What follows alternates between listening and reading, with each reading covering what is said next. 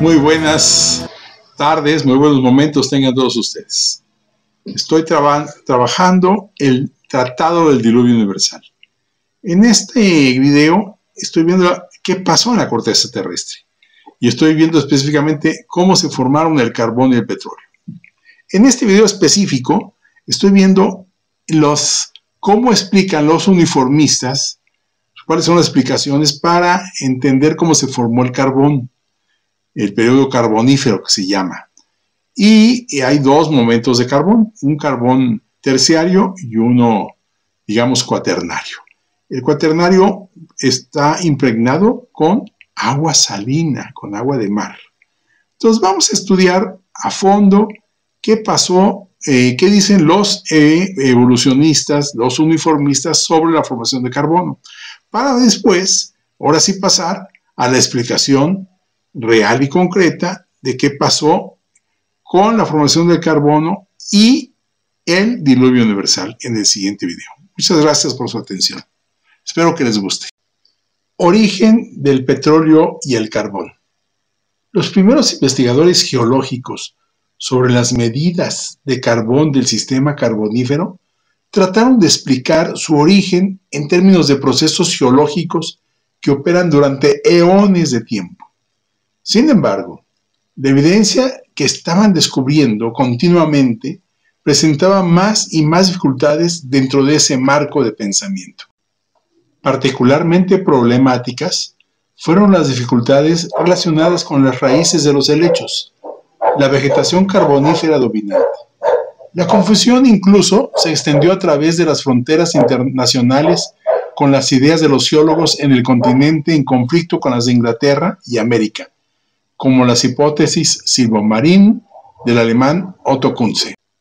Esta confusión llevó a los primeros geólogos a idear hipótesis secundarias para salvar su paradigma, hipótesis que hoy forman parte de la explicación estándar del origen del carbón, pero que aún son inadecuadas para resolver los problemas. La evidencia sugiere que los procesos geológicos eran cualitativamente diferentes y de una escala mayor de lo que los pioneros de la disciplina estaban dispuestos a considerar. En otras palabras, su paradigma necesita actualización. El Carbonífero fue la primera sección completa de la columna geológica que se describió. El nombre Carbonífero fue propuesto por los geólogos ingleses William Conbeer y William Phillips en un artículo publicado en 1822 para designar los estratos carboníferos en el centro norte de Inglaterra. La orden carbonífera de Coniberae y Phillips incluía la montaña o caliza carbonífera en su base, el grit de piedra de molino en el medio y las medidas de carbón en la parte superior. Centrándose en el Carbonífero, a pesar de que hay una abundancia de fósiles de troncos de helechos, se encontró que estaban inquietantemente separados de cualquier raíz. A menudo eran moldes, lo que implica un interior hueco o fácilmente destruido, y a veces se encontraban como corteza aplanada o decorticada. Con respecto a los fragmentos de raíces sin los troncos, el principal experto en estigmarios declaró: ¿cómo estas raíces se han alterado y roto tan a menudo? Es una pregunta que no se responde fácilmente. El problema era que una conservación tan excelente combinada con la desarticulación de los árboles apuntaba a una catástrofe en lugar de una deposición lenta durante milenios por los procesos actuales dentro de un pantano, como esperaban de su filosofía geológica. Se puede deducir cierta medida de la intensidad de la catástrofe involucrada cuando examinamos cuantitativamente las fuerzas necesarias para cortar los troncos y ramas de estos árboles. Si un licopodio se modela como un cilindro de madera circular envoladizo de 30 metros de largo, fallará con vientos de 130 km por hora. La falla no será en la compresión inducida por fricción, sino en el cizallamiento asociado. La falla estará en su base circular completa. Esto puede ser una pista de por qué los estigmas generalmente están separados de sus troncos de helecho. A pesar de que había una increíble biodensidad indicada por la abundancia de fósiles en las medidas de carbón, había una preocupante falta de biodiversidad en ellas. Presentaron numerosos ejemplos bien conservados de fragmentos de plantas, pero enfáticamente no contenían muestras fáciles de encontrar de la totalidad de estos organismos. El reto de explicar los fósiles. Especialmente desconcertante fue el hecho de que los estigmas, las raíces, se encontraron en diferentes capas estratigráficas que los troncos. Así que existía la situación sin precedentes de tener un fósil de raíz singularmente distinguible para dos plantas fácilmente diferenciables y diferentes del tamaño de un árbol. La abundancia de helechos en las capas de carbón y esquisto llevó a la conjetura de que el ambiente en que florecieron era cálido o tropical. Pero los pantanos formadores de turba no existen en los trópicos, están confinados a las zonas templadas. No solo eso, sino que una vez que se conoció la extensión de los carboníferos, su distribución fenomenal en área y uniformidad en el espesor y la composición de la flora se convirtieron en problemas de mayor magnitud. Las cuñas de arenisca en las medidas de carbón fueron otro problema. Se esperaba que estos se alinearan en una dirección dada la increíble uniformidad de las capas de carbón y la expectativa de transporte de sedimentos análoga a la observada hoy. Sin embargo, no lo eran.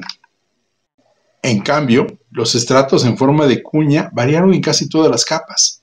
Era como si hubieran sido depositados por numerosos ríos que fluían desde todas las direcciones hacia un mar cerrado o un gran lago. Además, todos los ríos tenían bocas anormalmente anchas. Para superar este problema, los geólogos sugirieron que los cambios simultáneos ampliamente extendidos en los niveles de la Tierra eran responsables tanto de los patrones de cuña como de la uniformidad y pureza de las capas de carbón. Edward Martin comentó sobre esto.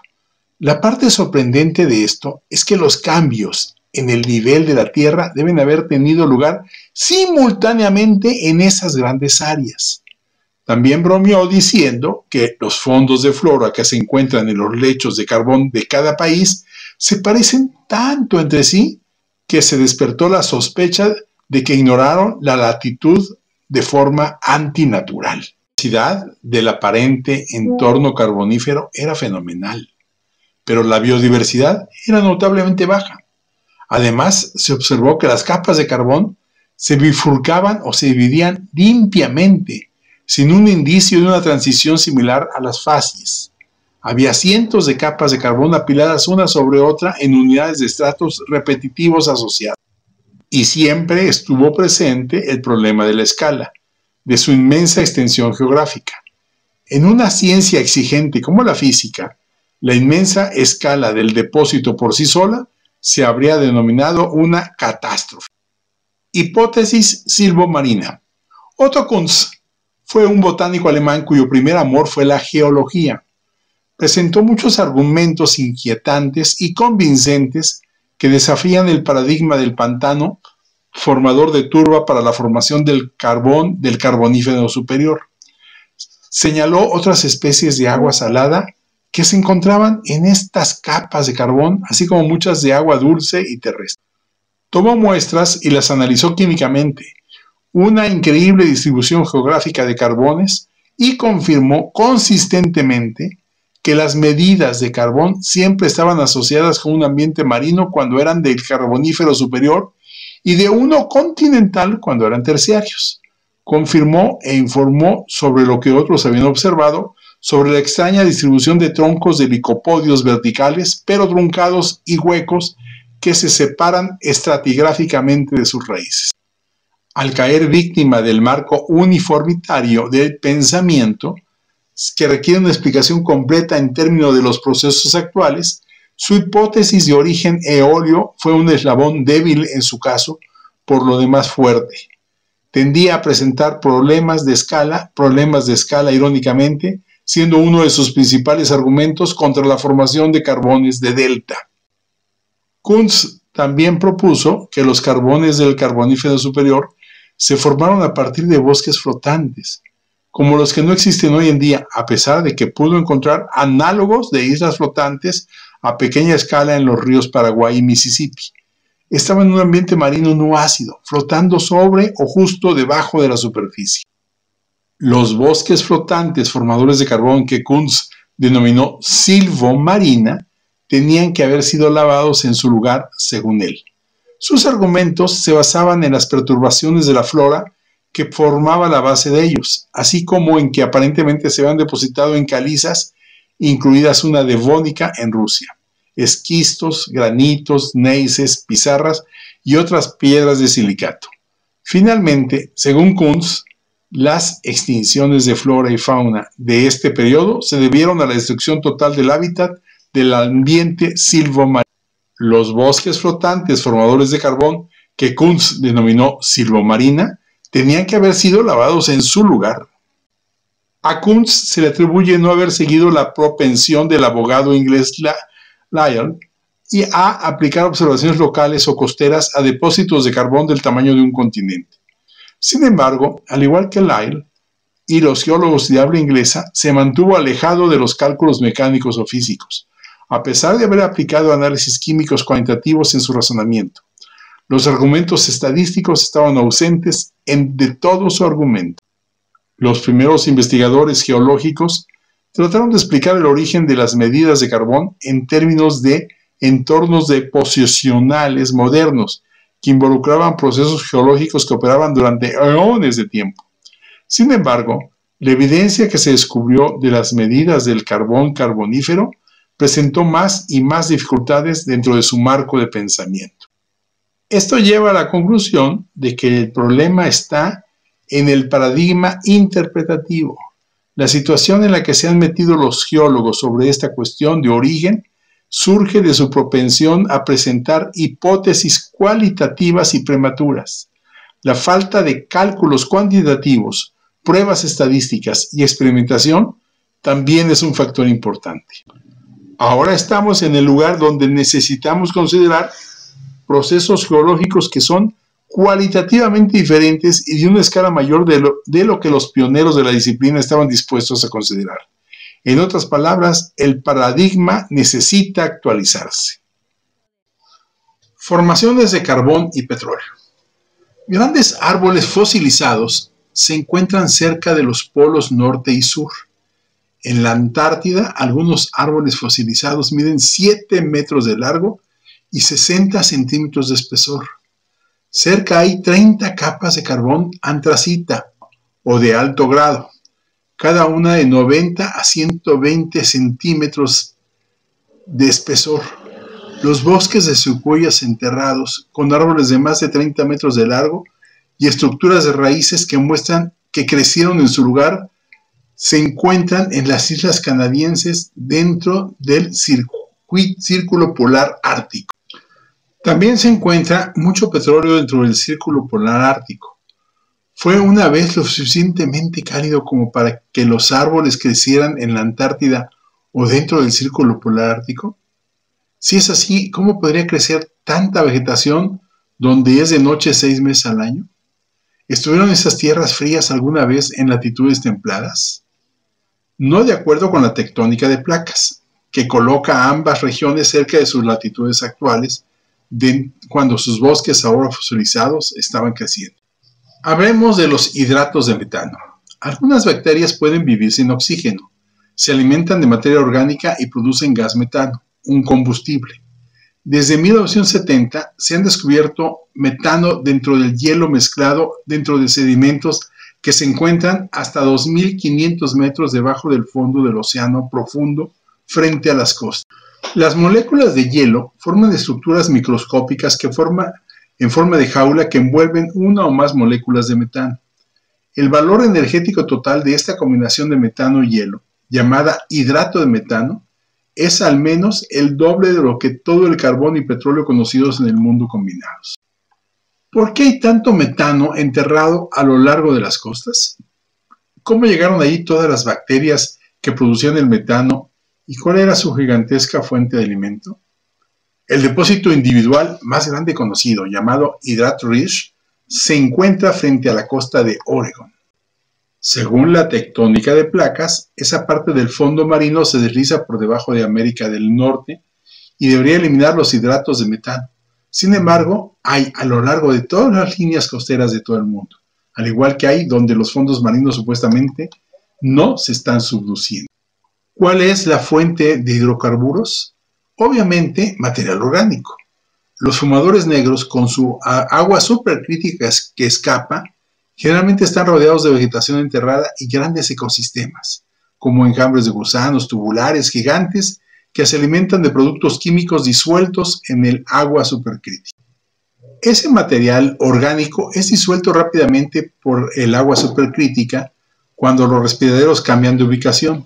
A medida que el agua supercrítica se inyecta en el agua fría del mar y se enfría, los hidrocarburos se precipitan rápidamente, pavimentando el fondo marino con un residuo de alquitrán.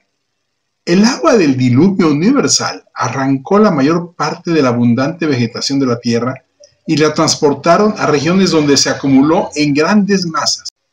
Posteriormente, al final de la fase de deriva continental, las capas enterradas de vegetación se comprimieron y calentaron rápidamente. Precisamente las condiciones que los expertos de laboratorio han demostrado que formarán carbón y petróleo. La fase de inundación terminó con continentes cerca de las posiciones actuales. Así, el carbón, el petróleo y el metano no se formaron durante cientos de millones de años, se formaron en meses durante el diluvio universal. Con esto cierro el capítulo de la formación del petróleo y del carbón y del metano. Esto implica que el diluvio universal es clave para entender todos estos fenómenos en la corteza terrestre. En el próximo video vamos a cambiar de giro y vamos a ver cómo se cambió el eje de la Tierra durante el diluvio universal. Fue tal el movimiento tan grande, tan fuerte la expulsión de agua y de rocas, que modificó el eje de la Tierra. Vamos a estudiar esto detenidamente, vamos a ver qué pasó y por qué, por supuesto, en la Antártida hay cuestiones tropicales, igual que en Alaska o en Siberia. Entonces, el mundo cambió radicalmente, la forma de conocer el mundo cambió radicalmente a partir del diluvio universal. Entendiendo esto, comprendemos mejor nuestro mundo actual. No es que el mundo actual nos haga ver y comprender el pasado, es al revés. El pasado nos hace comprender mejor nuestro presente.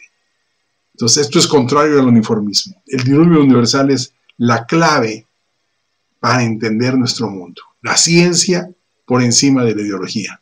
Muchas gracias. Seguimos pendientes.